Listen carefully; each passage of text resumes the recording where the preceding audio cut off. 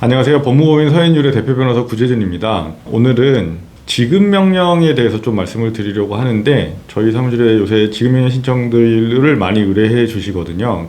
지급명령이 뭔지는 아시는 분도 있고 모르시는 분들도 있을 것 같은데, 지급명령 신청과 일반적인 소송하고 어떤 게 다르냐 이런 것들을 많이 물어보시더라고요. 간단하게 정리를 해드리면, 지급명령 신청은 소위 말하는 독촉 절차여서 소송으로 하기에는 약간 시간이라든가 절차의 복잡성이라든가 이런 것들이 좀 어려우니까 좀 간단한 절차로 빠르게 채권을 확보하고 반환을 청구할 수 있게 하기 위해서 하는 게 바로 지급명령 신청, 이렇게 이해하시면 가장 간단할 것 같습니다. 다만 이게 이제 간단한 만큼 약간 단점도 있어요. 보통은 이제 빨리 뭔가 법적인 효과를 내려고 지급명령을 간단하게 신청을 하시는데, 오히려 지급명령을 신청을 했을 때 소송보다 절차가 더 지연되는 경우도 있고 오히려 어려워지는 경우도 있거든요. 그래서 그런 경우에 대표적인 것들 몇 가지를 좀 설명드리고 왜 그런지를 알려드리는 시간을 갖도록 하겠습니다.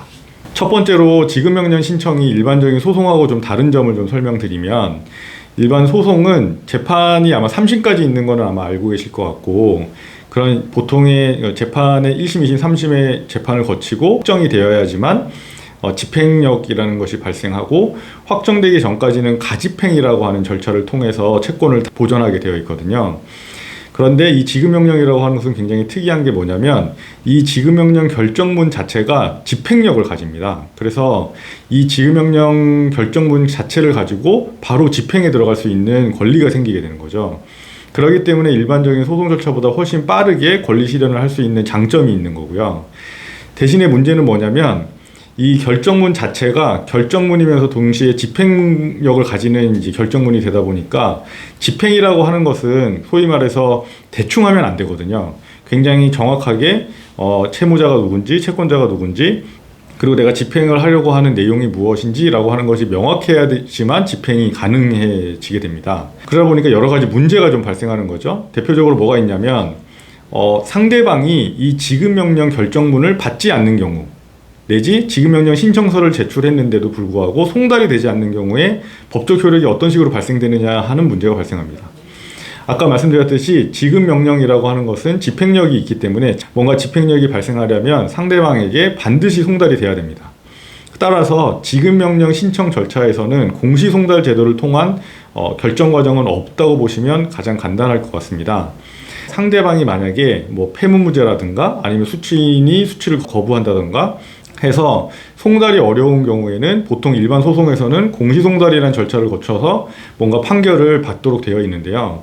지급명령 신청에서는 이런 공시송달 과정이 없다, 이렇게 이해하시면 될 것 같고, 따라서 만약에 상대방의 소재가 불분명하거나 내가 송달을 신청하였다고 하더라도 상대방이 이거를 받지 않을 가능성이 높아서 이게 계속해서 공전될 가능성이 높다고 생각하는 경우에는 이 지급명령 신청 제도를 이용하시는 것보다는 바로 소송 절차로 넘어가시는 것이 훨씬 더 시간을 단축하는 길이 될 것이다, 이렇게 이해하시면 좋을 것 같습니다.